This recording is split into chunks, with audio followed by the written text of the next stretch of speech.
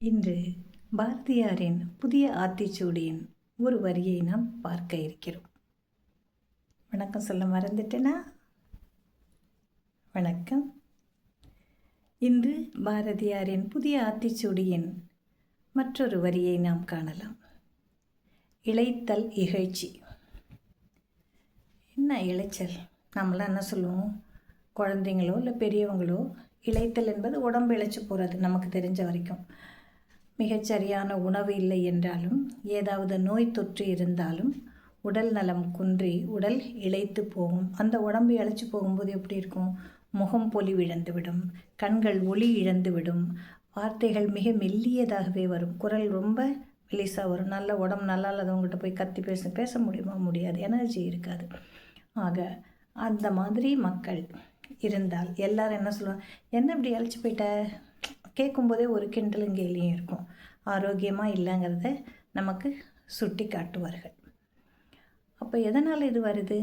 ஏழ்மை, வறுமை, சரியான உணவு இல்லாத தன்மை, இதனால் வருதுன்னு சொல்கிறோம் மனிதனுக்கு. அதையே தான் நாம் நாட்டிற்கும் கொள்ள வேண்டும். ஒரு நாட்டில் ஏழ்மை, வறுமை, இரக்கமின்மை, கருணையின்மை, எல்லா நலங்களிலும் குறைபாடு இருந்தால் அந்த நாடு ஏற்புடையதா என்றால் கிடையாது. அந்த நாட்டுக்கு எந்த விதமான வளங்களும் இல்லை என்றால் அந்த நாடு இகழ்ச்சிக்கு உரியது தான் என்று கூறுகிறார். அதே போல நலிவுற்ற நாடு, சமுதாயம், குடும்பம், தனிநபர், இது எல்லாருக்கும் பொருந்தும் இல்லையா? ஒரு நாடு நல்லா இருக்குன்னு அர்த்தம் குடிமக்கள் சிறப்பாக இருக்க வேண்டும். நல்ல அறிவுடையவர்களாக, ஒழுக்கம் மிக்கவர்களாக, கல்வி அறிவு நிறைந்தவர்களாக, அறிவியல் முன்னேற்றம் கொண்டவர்களாக, உணவுப் பொருளில் குறையில்லாதவர்களாக, நீர்வளம், நிலவளம் எல்லாமே இருக்கிறவங்களாக இருந்தால் அந்த நாடு செழிப்பாக இருக்கும். நமக்கு நிச்சயமாக அழிவில்லை, புகழையும் எஞ்சி நிற்கும். ஆனால் ஒரு நாட்டில் வறுமை, ஏழ்மை, நீர்வளம் குறைதல், நிலவளம் குறைதல், மக்களின் கல்வி அறிவு குறைதல், உடல் நலம் குறைதல், இப்படி போய்கிட்டே இருந்ததுன்னா அந்த நாடு எப்படி இருக்கும்? நல்லா இருக்காது. மற்ற நாடுகளால் இகழப்படும்.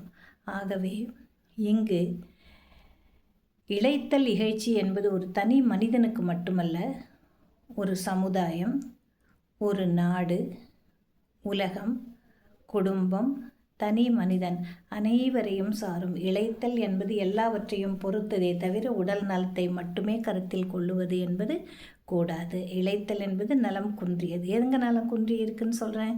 நிலவளம் குன்றுதல், நீர்வளம் குன்றுதல், வனவளம் குன்றுதல், மண்வளம் குன்றுதல் எல்லாமே இல்லை, நோய்கள் பெருகிவிட்டன, வறுமை புகுந்து விட்டது அப்படின்னு சொன்னால் நிச்சயமாக அந்த நாடு இகழ்ச்சிக்கு உரியது. அந்த மனிதனும் அதுபோலத்தான், அந்த சமுதாயமும் அப்படித்தான். ஆகவே இளைத்தல் அப்படிங்கிற ஒரு பொருளை வச்சு இகழ்ச்சி என்று சொல்லி நமக்கும் உலகிற்குமான அந்த ஒப்பீடை பாரதியார் மிக அழகாக நமக்கு தெளிவுபடுத்தி இருக்கிறார். அந்த ஒரு வரி தானே அலட்சியப்படுத்தாமல் கவனமாக பார்த்தோம்னா அதனுடைய உட்பொருள் நமக்கு தெரியும். நன்றி. நாளை அடுத்து வேறொரு பதிவில் நாம் சந்திக்கலாம்.